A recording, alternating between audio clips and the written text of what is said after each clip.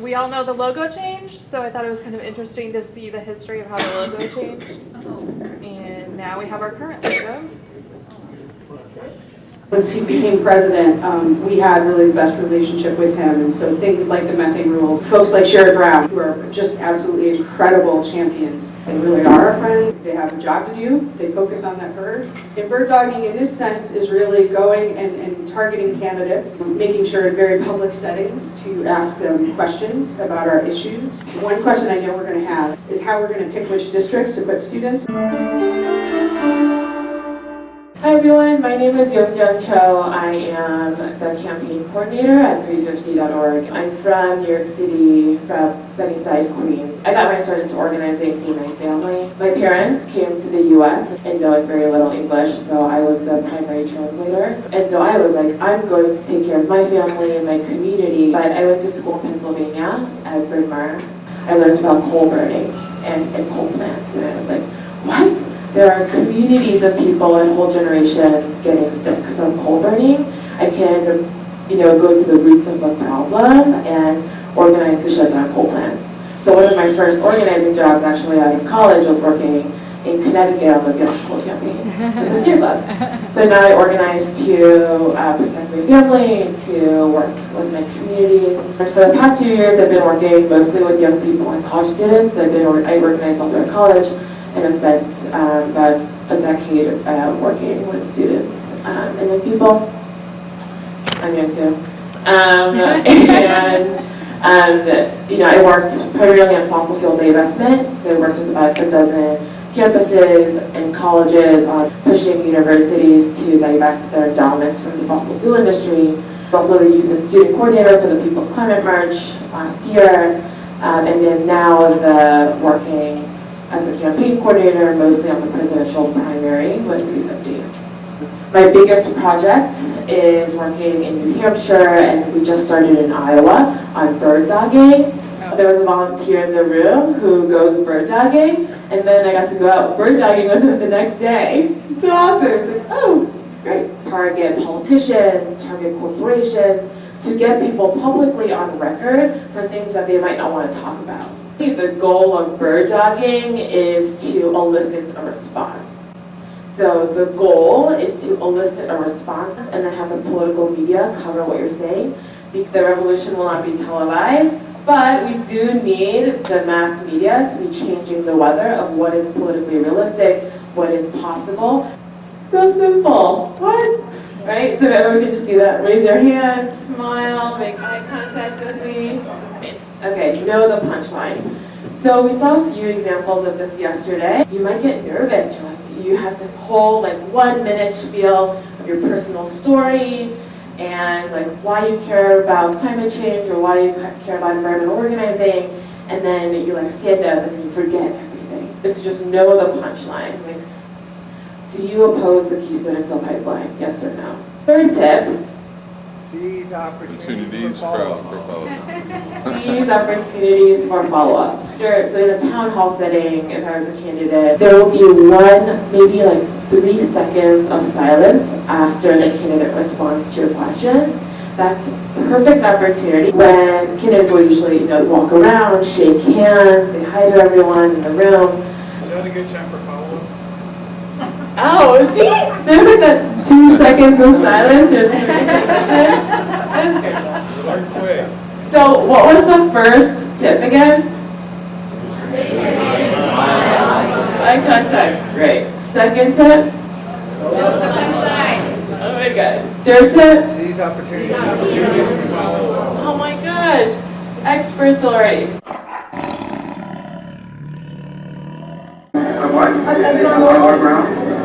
For funding climate change denial, once they know about it.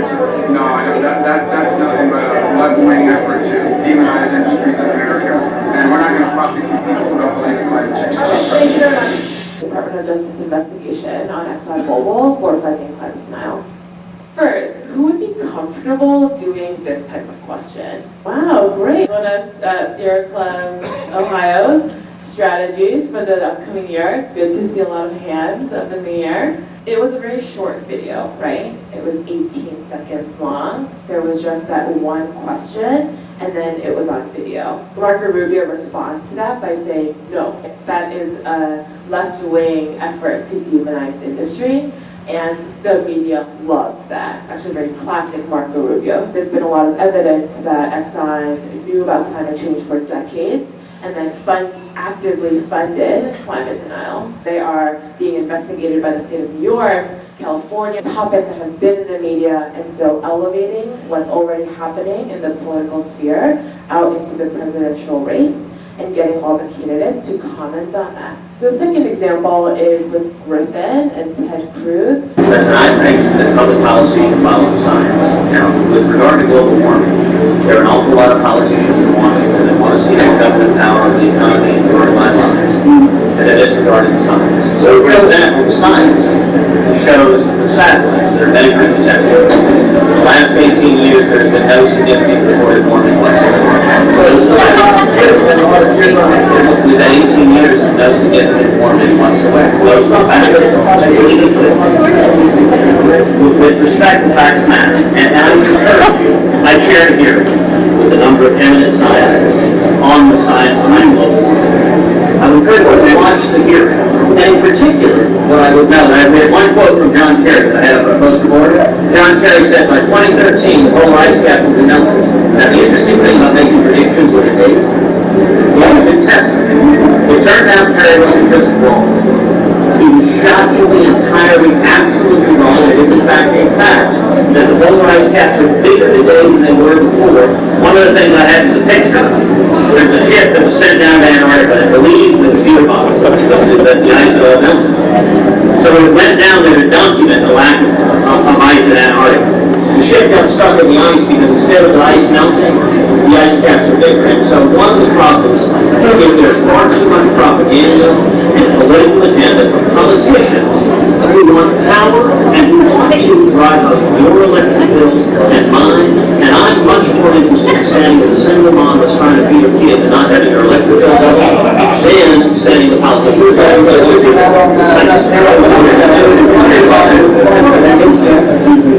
The boat got stuck in the ice because the ice got bigger. He goes, facts matter. He's like, sir, facts matter. So he was like, the ice caps have never been bigger. There has been no significant warming over the last 18 years, when year after year we have record-breaking heat globally. So he just like opens his mouth and just refutes that? So getting candidates on record in 2016 to say this kind of stuff is the whole purpose of bird-dogging. Over 70% of Americans believe that climate change is happening. Getting candidates to talk about how the ice caps have never been larger and boats getting stuck in the ice because it's so cold, like that is great.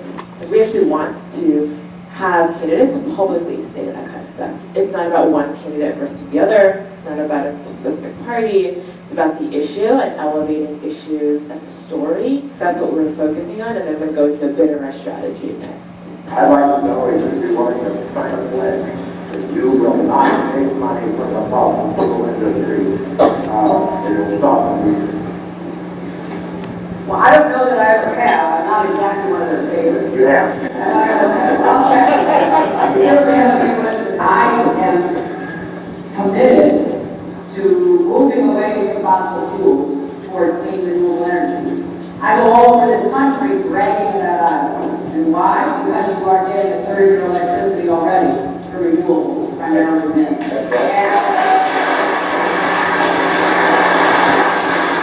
I just told an interviewer that I was doing a phone interview with in South Carolina, I'm not in favor of drilling off our coast. I was out there first before even the president saying no drilling in the Arctic. I believe strongly that we need to have a path of transition. So everybody knows where I stand. And everybody knows when I was in the Senate, I voted that way. I voted against the big energy giveaway in 2005. I'm on record. So, individuals who might have some connection to whatever industry, I'm not going to do a litmus test on them. I don't think there's a lot that support me, but the companies don't, because they know that I'm going to be very adamant about moving us toward clean renewable energy. And I think that's the way it should be. They should know where we're going and how I'm going to try to get you there. So all respect to everybody else, I've laid out a plan about what to do. I want to have a $500 million more solar panels installed by the end of my first term. And I'll clean energy to power every home by the end of my second term. So I think are very clear. I'll take a look at what I've already got, and obviously I will do everything I can to make sure anybody who gives me money knows exactly what I'm going to do when I'm elected. There's no doubt about that. That's great. So you will forget if you are getting their money to stop it. Well, I'm going to take a look and see what I You're asking a question I never paid attention to because they don't actually come to talk to me. I think they think I'm a lost cause. They didn't realize right before they posed, they unzipped their sweatshirt. They're in the zone. Yeah, but the handler might suddenly say, get the hell out of here, right? And Yeah. are we creating a situation by doing that? Yes, you are creating a situation. Once the photo is taken, you've captured your moment in time, and that's all that matters. Democratic presidential candidates, these folks already agree that climate change is happening. They agree that it's happening right now. They agree that we need to be taking strong action. It's all about what does climate leadership look like, right? And at the end of the auction, climate leadership means keeping fossil fuels in the ground and a just transition to a renewable energy economy. This is a graphic that we created last week out of the 7 months that we've been bird dogging candidates. I'm focusing with Quincy because she's the person that has moved the most on these issues. It's all about the accountability. You want them on record. And the third and most important point is that every single person in this room has the power to help change the story. We can get people to commit to certain policies on climate, on any issue. You have the power to do it. We just didn't go and raise our hands and ask questions. We escalated our tactics, just as you would in a campaign. The first time, it was just a question. The second time, we did a visual interruption. Then after she stopped calling on us, we wrote no KXL down our arms because even if we couldn't get a question in, we still knew what the question was going to be about. Then we did verbal interruptions. We gotten up and then stood in the back of the room with our posters and then just stood there the whole rest of the town hall. There's a lot of creativity that you can use within the strategy of not only elevating your issue and getting people on record, but then changing the story.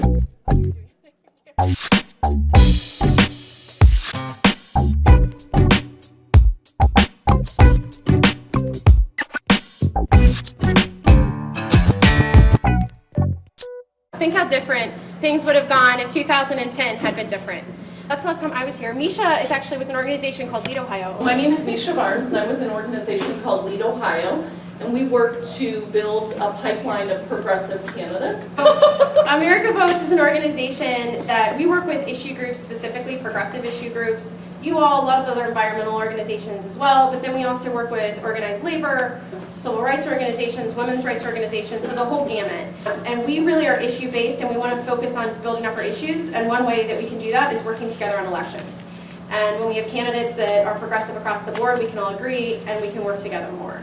After 2010, we've all seen an onslaught of very bad things happen in Ohio. We can all agree on that. What we want to do as we face redistricting again, and we're going to talk about redistricting, is how can we get ready for the next redistricting cycle, which in Ohio is really in 2018. We cannot understate how important that is for the future of the state. Without a good 2016, it may be really hard to have a good 2018. So how can we do continuous organizing, continuous social media, continuous earned media to really change the fate of our state? After 2014, we're all excited to move on to a different election year and have some enthusiasm. The presidential election is at stake. And we all talk about the presidential election a lot, and we're going to talk about a little bit about polling today in Ohio. And it's such a big election, there's so much money that we often don't feel like we can have an impact.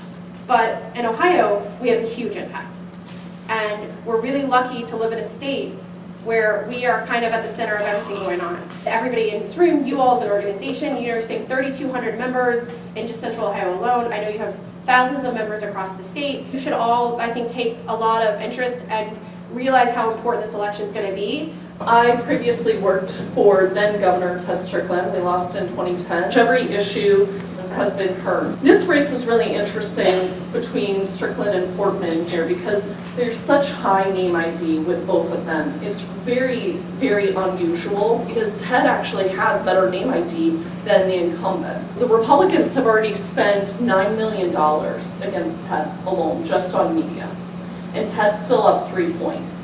That's really before the campaign is even getting off the ground. The Republicans and the conservative independent expenditure groups really understand how tight this race is going to be. And what they're trying to do is to define Ted before we're really even thinking about the election. So we have to be really intentional. You're communicating with your members as we're communicating with our networks to really make sure that people understand what's at stake at the federal level and how this race is going to be huge. And we don't know what the political environment is going to look like once we get through this primary on March 15th. March 16th, if we're looking at Donald Trump at the top of the Republican ticket, what does this mean then for how we're going to do turnout and this U.S. Senate race? Ohio General Assembly, I think that is the House side, but we have slow progress is better than no progress. We all know what a slog we have in the Ohio General Assembly and how hard things are. We have 34 seats. We're 1 seat away from having a super minority status in the House. We already have it in the Senate. Inroads are totally critical here, and work here is critical even though it's going to be slow. Even if there are great candidates who maybe are going to fall a little short, getting their name ID out, getting their skills out, making sure they're in front of people, we're getting ready for 2020.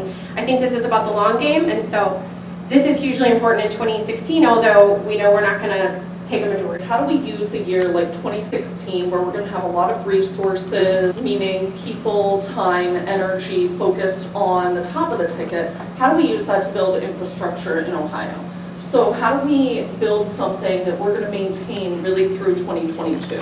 What is on the ballot? Presidential race, the U.S. Senate, the state Supreme Court, the U.S. House, state General Assembly seats, and then ballot measures. So we're going to have a really big ballot. We know the presidential will get a lot of attention. We know the U.S. Senate race will, but we also want to make sure that as people tick down, whether or not it's a local candidate, there's some county races that are going to be really interesting and really important, that we're getting the issues out on the local as well, so people tick all the way down through the ballot. Election day is November 8th, which means that early vote starts October 12th, last day of registration is October 11th.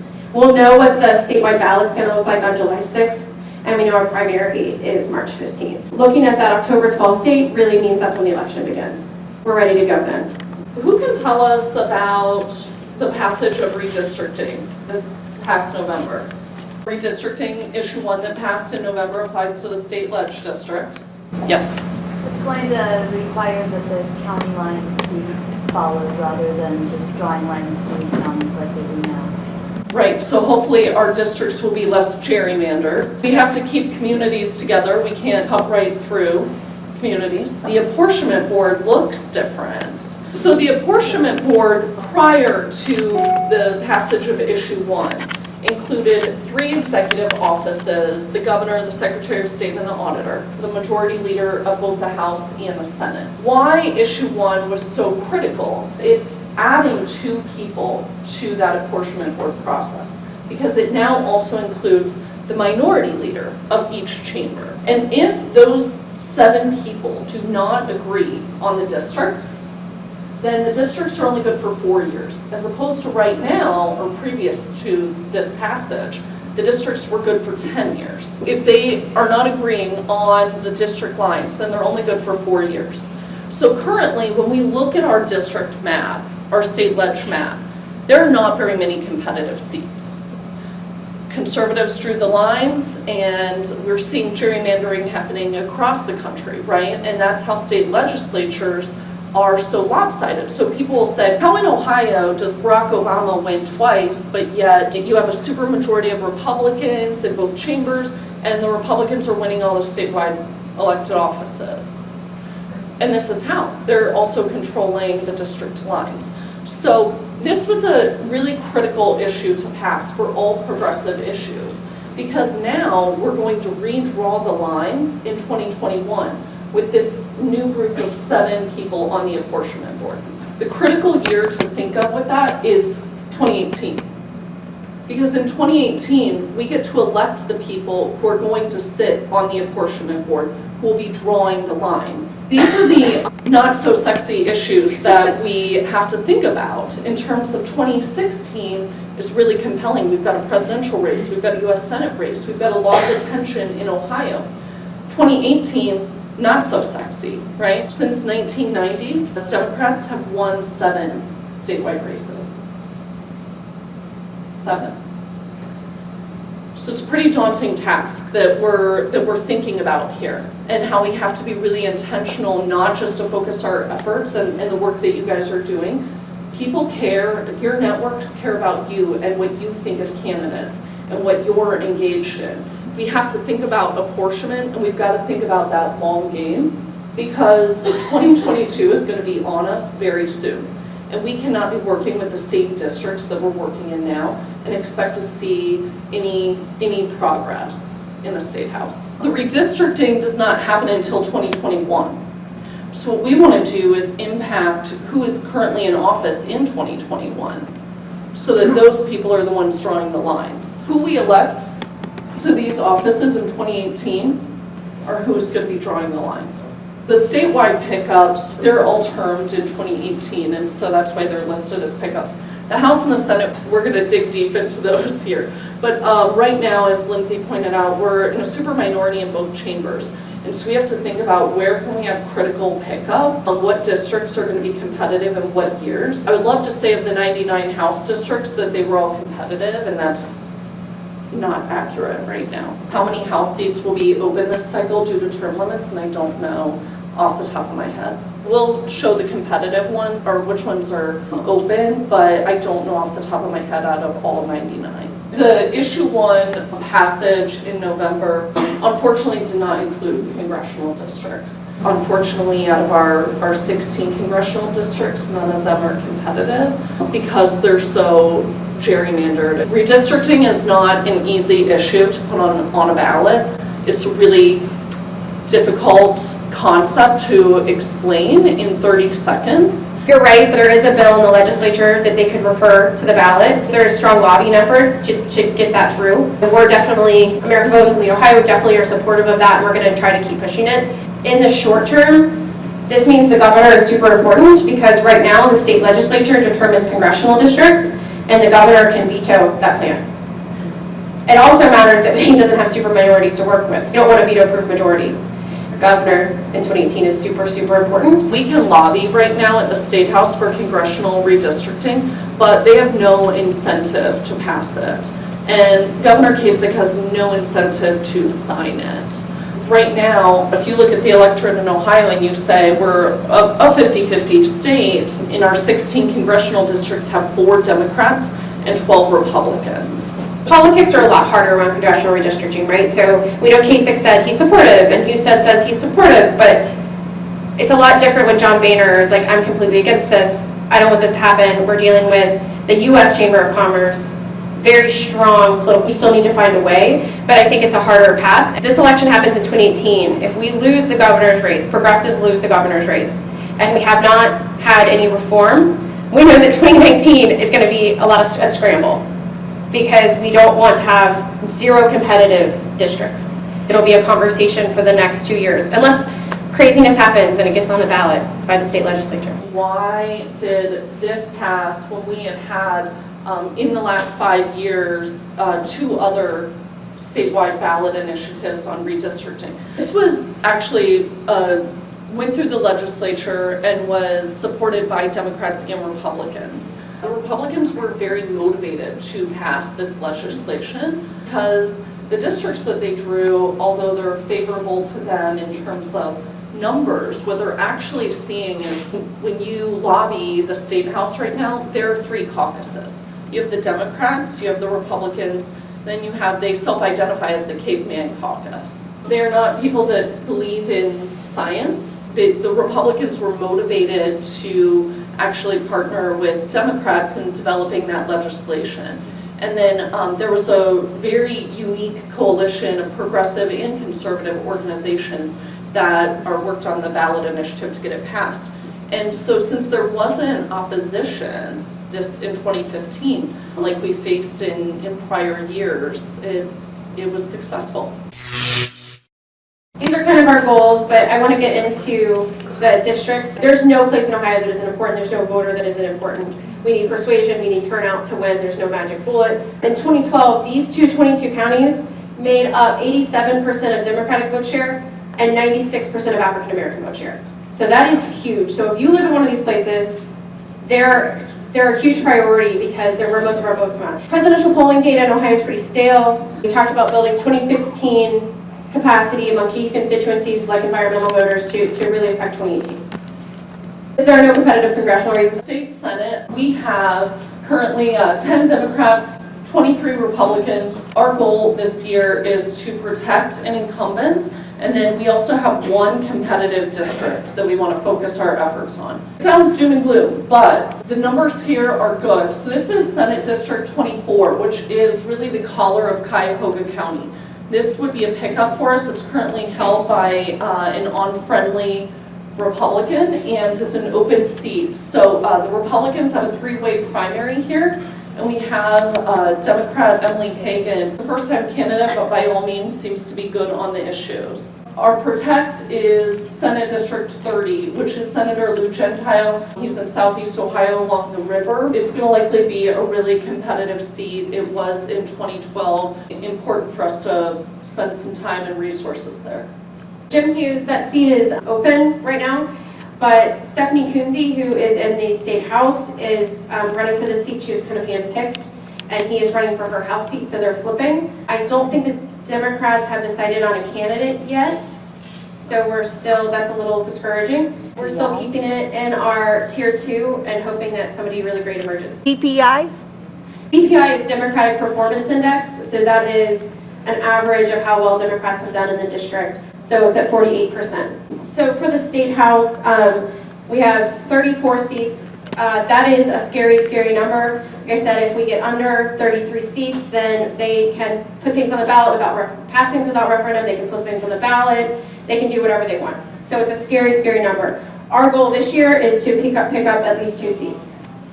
Tier 1, the ones in red are all our tier 1. There are no protects on our tier 1. There's obviously right along where we are, 89, along the river. 5 is kind of over there. This is pre-primary. Once we know who the candidates are going to be after March 15th, these will adjust. And again, these are kind of our coalition picks, so we're hoping that we can get a lot of different people to work on these. HD5, Nick Barbarack was the former Democrat. This seat is a 46 DPI, but it was held by a progressive, and we would like to get it back. 16, this is one of the, I would say maybe the top seat for 2016. It's a 48 average Democratic performance. It's open. Dan Baker is term limited.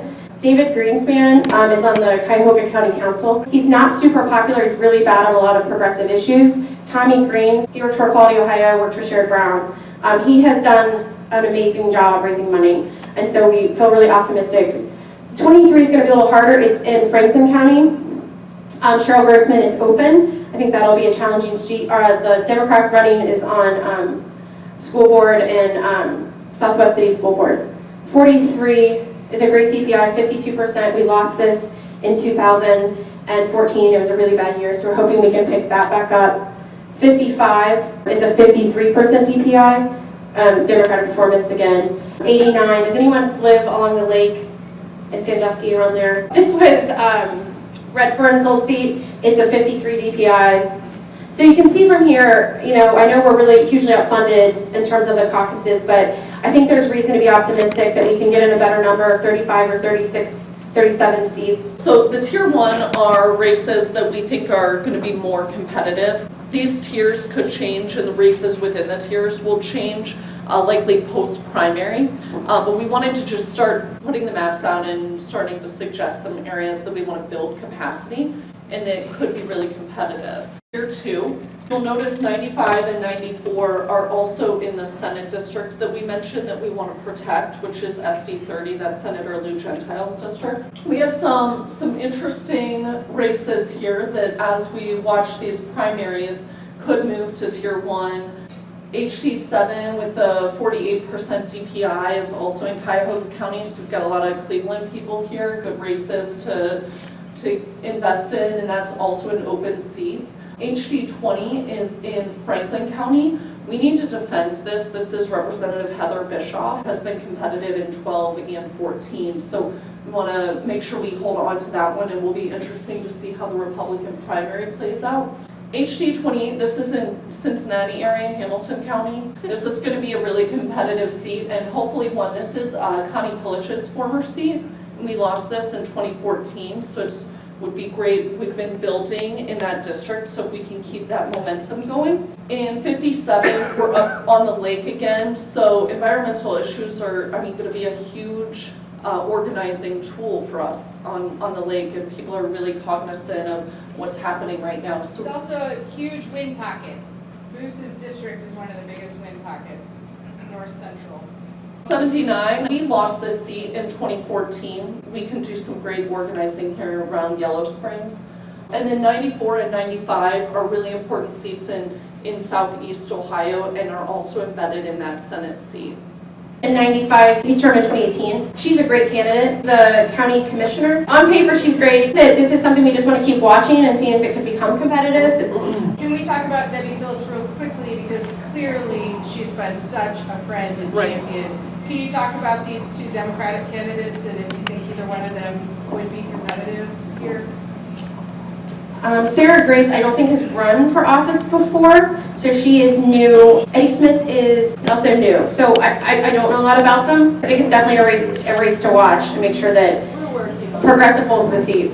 We keep talking about long term, we keep talking about 2018, so these are districts that we wanted to put up just to have, and this could probably be a longer list. So please look at this map, see if there's anywhere where you live. These are places where we need to think about that are going to be open, as you mentioned, in 2018. Or places that we think we can build long-term capacity. And so, like along the river here, this is a 52% Democratic district. That should be a progressive district having it along the river. I don't know if anybody's down there.